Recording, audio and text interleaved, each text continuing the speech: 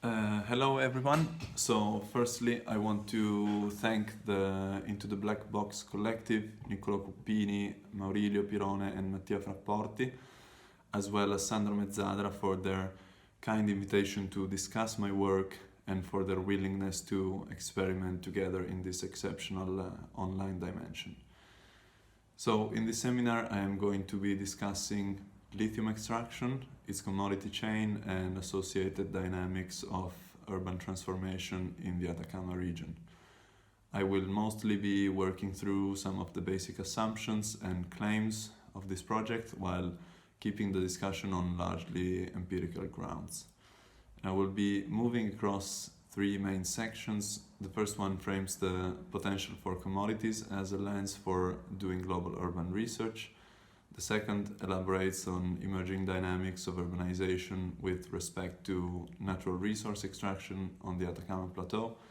And the third one discusses processes of global and regional development which traverse these territories. And these are evolving chapters of my PhD dissertation, which is fully in the writing process. So I would like to invite you to view this as a dynamic ensemble and to feel welcome to shake any of its moving parts in the ensuing discussion, which will be held via Skype on Tuesday, March 24th.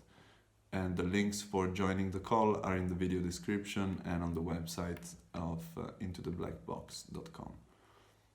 So, before jumping into the dynamics of urbanization characterizing the Atacama Plateau between Argentina and Chile, which is where I've been doing work on the ground, I want to start by articulating a bit the theoretical grounds and methodological orientations that brought me to the lithium-ion production network in general and to the Atacama Plateau specifically. And I do so by offering an articulation of the lithium-ion commodity chain.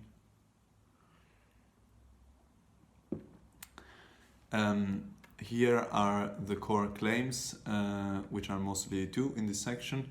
The first one is that you cannot really avoid looking at extractive, circulatory and productive hinterlands if you want to know something about cities and their transformations.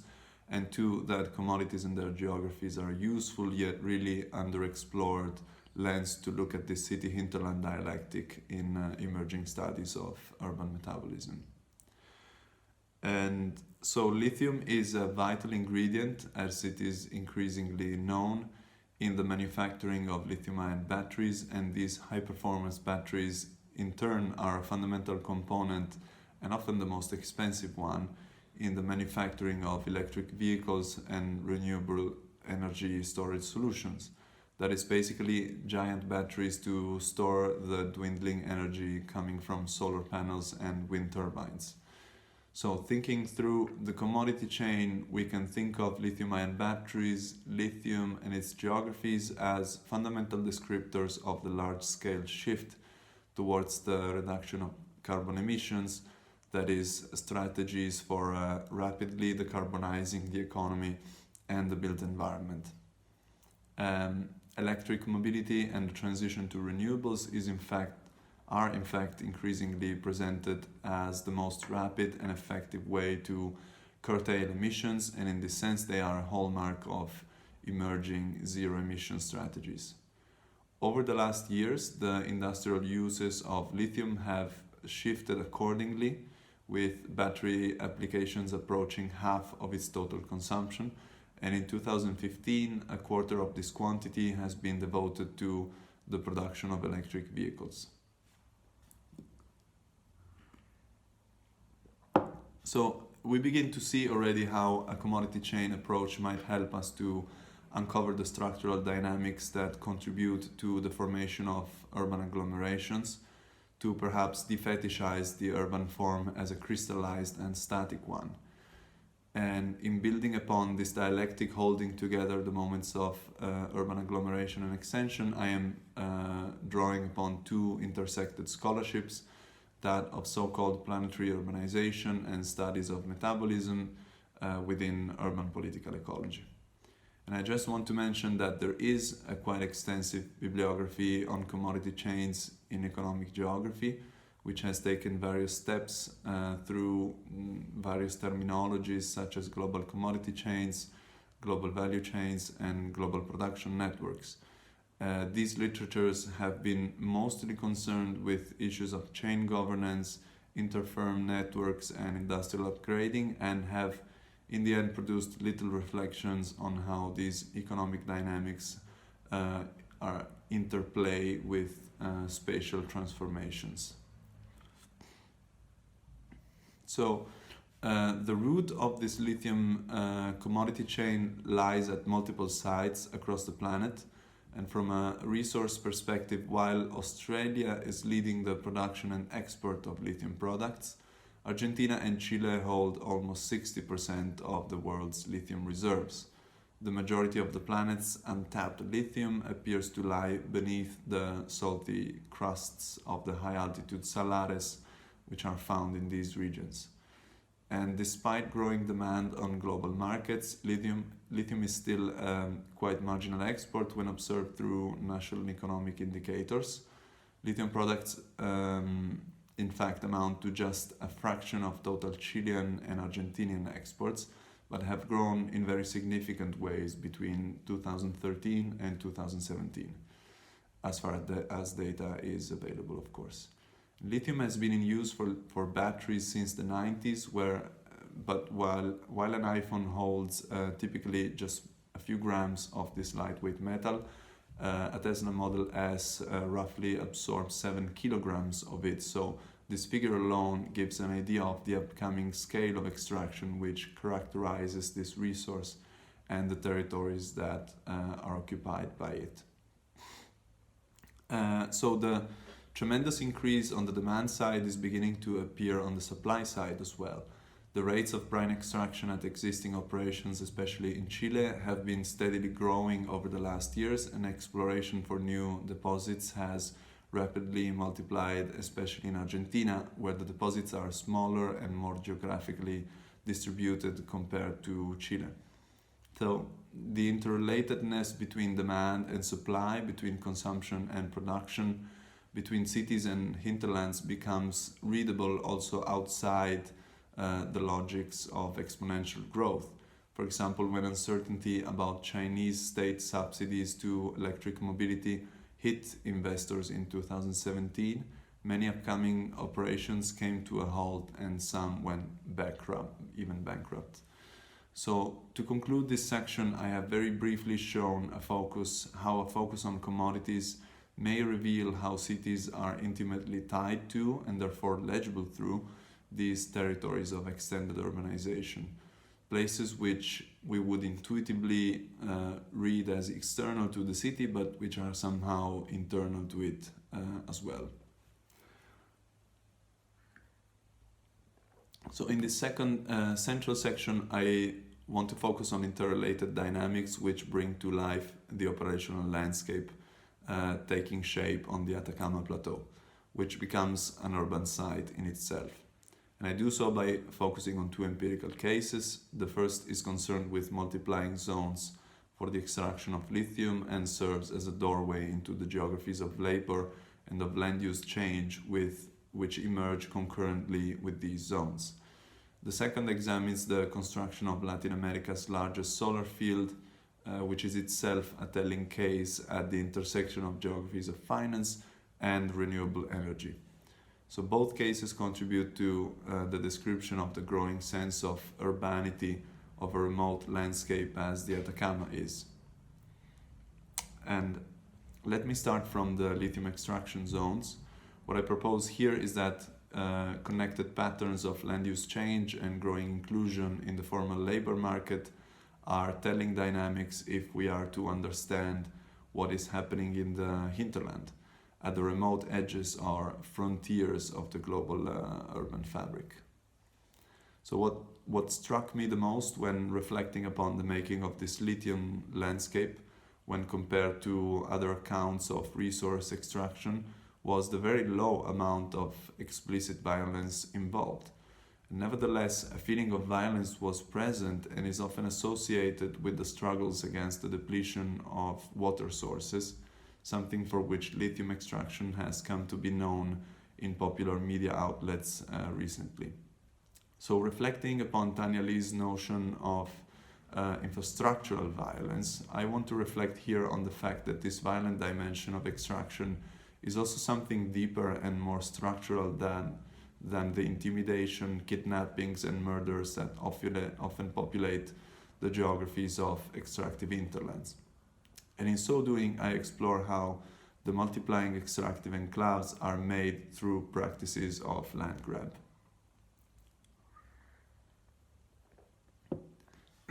So, the structure of land ownership in relation to land use is a fundamental element in understanding how these zones are created. And due to a particular legal configuration which ties together the Convention number 169 of the ILO, the one on tribal peoples, tribal and indigenous people, the ownership of mineral deposits as traced in the Argentinian constitution, and some local regulations at the level of the provincial state. So what this configuration produces is in effect some sort of empowering of the local communities which mining companies are bound to previously inform, consult and finally gain permission from because they have the exclusive use of the land. And the material effects of this legislation are, however, widely discussed as they hardly overcome existing socioeconomic inequalities which maintain communities as vulnerable parties in the negotiation process. So one classic way in which companies secure the permission to use indigenous land to explore and eventually extract is by offering formal employment to members of the community from the very beginning of the operations. And being extractive operations the most widespread economic activity taking place in the Puna de Atacama, many people in the local communities de facto work in mines. And what can be observed through a cartographic survey, though, is that in parallel to the emergence of these extractive enclaves, a vast restructuring of land ownership is occurring on the plateau, eroding formerly communal lands into a myriad of individually owned land plots. And this seems to be an almost circular movement by which communities might be further disempowered by removing the almost only thing which made it possible for them to stand in the negotiation, that is the collective ownership over a land. And this, I think, could contribute to increasing our knowledge about how exactly violence is infrastructural in the making of the operational landscape.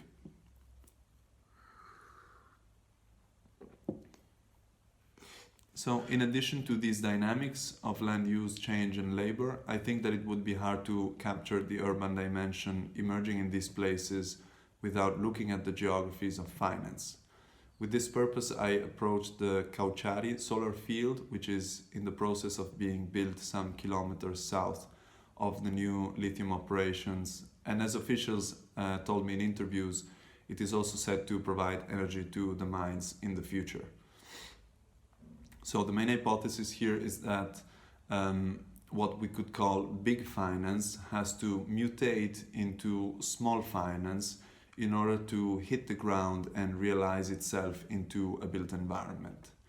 In this case, we are looking at the relation between the big cash injections which are needed to build these large-scale installations and the small microfinancial schemes offered to local peasant and indigenous communities.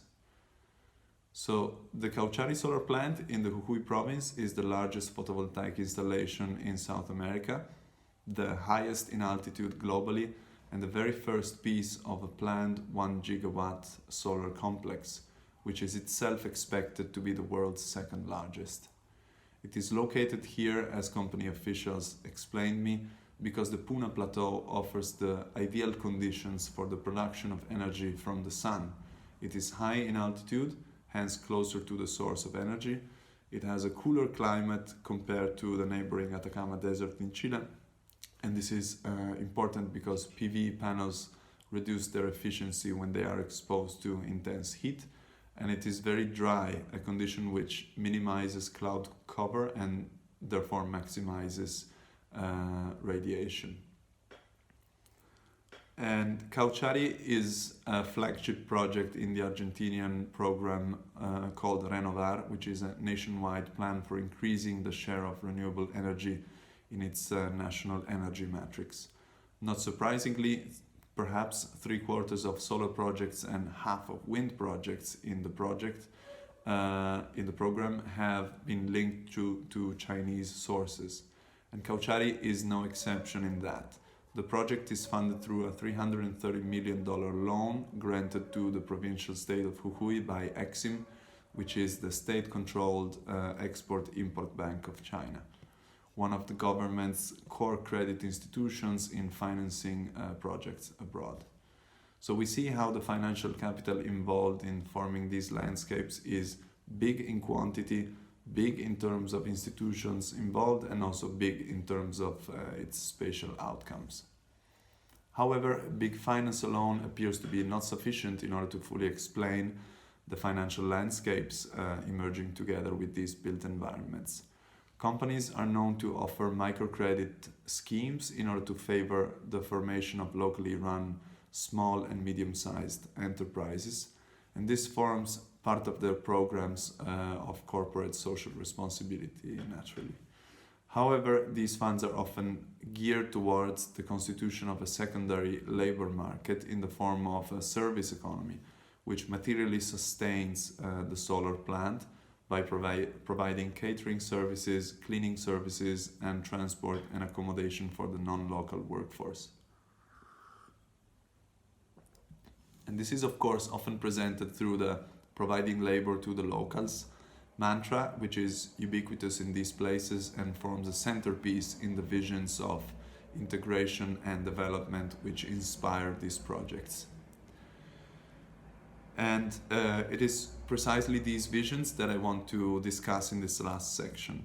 Here I return to a certain zoom out, and the core argument that I propose is that these dynamics of urbanization cannot be fully understood if analyzed separately from such visions of regional development which organize these territories at much larger scales.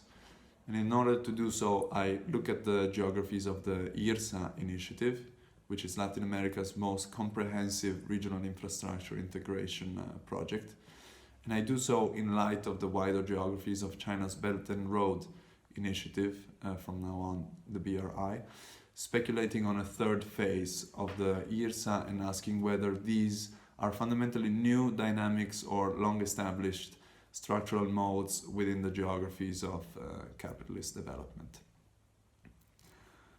And the case studies which I have discussed so far, and in general the Atacama region, are traversed by the so-called Capricorn Integration and Development Hub.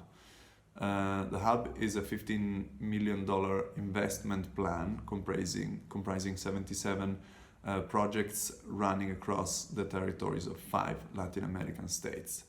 It is one of the 7 conceived by the IRSA project, which was itself initiated in the year 2000 by the Inter-American Development Bank and further developed by UNASUR.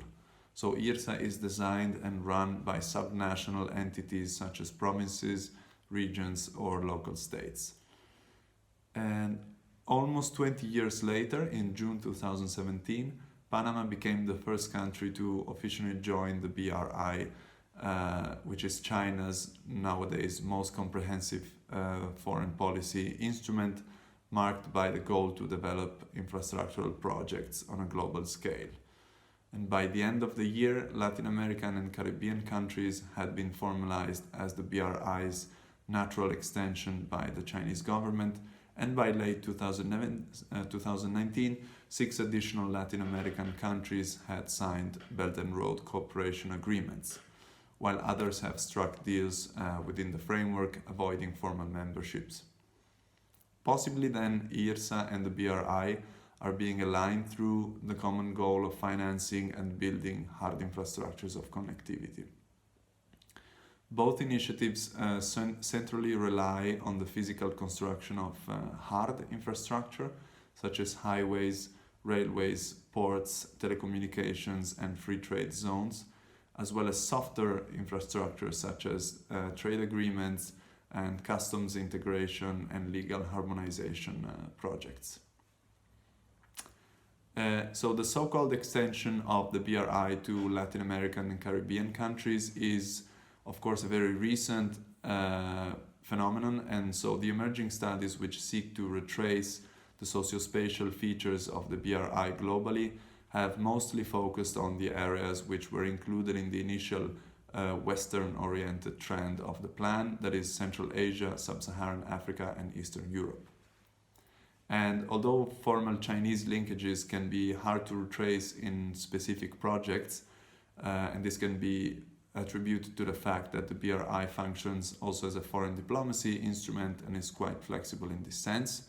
So despite that, an increase in Chinese influence over infrastructure and integration projects can be spotted in the territories which we are focusing upon. The vocation of China has been ubiquitous during my work on the ground across sections of the Capricorn hub. And this might not be extremely novel, as it certainly fits within the so-called New International Division of Labor and Arrighi's theorization of the emergence of the Pacific Ocean as a new center of power and trade. And Chinese interests in the region are also a long-standing feature, but the all-encompassing framework of the BRI promises to bring these dynamics to a different scale, at least.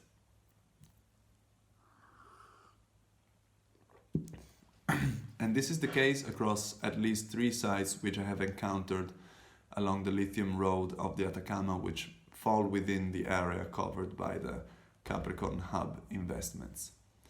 At the Paso de Jama, which is a high-altitude Andean pass between Argentina and Chile, hundreds of trucks had to cross the border in 2018 from the Chilean ports on the Pacific into Argentina in order to construct the Cauchari solar plant, which we have discussed earlier. This has been such a heavy traffic load for the customs post that a special customs area had been instituted at the construction site in Argentina, while Jama itself has been a long-standing customs integration project within the Capricorn hub, completed in 2019, which involved the building of new facilities at the border, the site being a fundamental node in much fancied visions of bioceanic trade between the Atlantic and the Pacific. And bioceanic dreams animate another project along the Capricorn, that is the renovation of the railway link connecting the Pacific with the Atlantic. This project is often cited as a locational advantage by lithium entrepreneurs seeking to attract funding, and is logistically important for upcoming lithium operations, the shares of which are more and more acquired by Chinese actors, as is the case with the new operation run by Ganfeng in the Salar de Cauchari, which is called the Minera XR project, now in the making. And finally, the megaport of Mejillones, which is 60 kilometers north of the port city of Antofagasta on the Chilean coast, is an important component of the Capricorn hub and has been constructed within urban and regional visions of Antofagasta being the so-called window to Asia. The material arrangement of the port terminals, such as the preferred material storage and transport methods, are directly dependent upon Chinese import and industrial strategies, as the shift, for example, from copper cathodes in solid form to copper concentrate demonstrates. So rather than establishing causal links, I want to suggest how the alignment of IRSA and the BRI might help us to firstly shake off a lot of Chinese exceptionalism associated with recent geoeconomic developments, and instead allow us to frame these shifts within the long-standing modes of capitalist territorial development.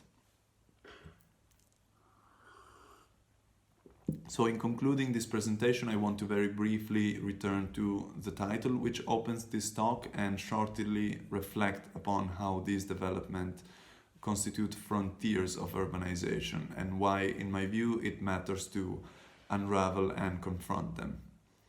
I can firstly highlight a rather intuitive form of frontier which materializes together with the long-established patterns of capital accumulation through geographic expansion in extractive hinterlands. this frontier of valorization advances three-dimensionally, that is both horizontally across the land and the people, and vertically by looking into new deposits and new underground spaces of exploitation. As I have tried to spell out, urban formations emerge together with the advancing of this frontier at the contours of the global urban fabric. And this is dialectically related to new frontiers in urban agglomerations worldwide, as cities transform into low or zero emission, green and technology intensive settlements. Perhaps this is also a frontier of capitalist development, whereby through technology and its spatialization, capital attempts to overcome its contradiction with life on the planet, increasingly threatened by the capitalogenic climatic emergency. And it is the continuous investigation of this dialectical movement of shifting frontiers at the agglomeration extension nexus that perhaps allows us to imagine how it could be otherwise. From the point of view of urban studies, the social and spatial materialities which I have briefly sketched in this description stand in striking difference with the mainstream narrative on the city as a unique settlement and thus the locus of governance and much needed progressive politics. So I think I will leave it here, and thank you, and hopefully see you at the discussion.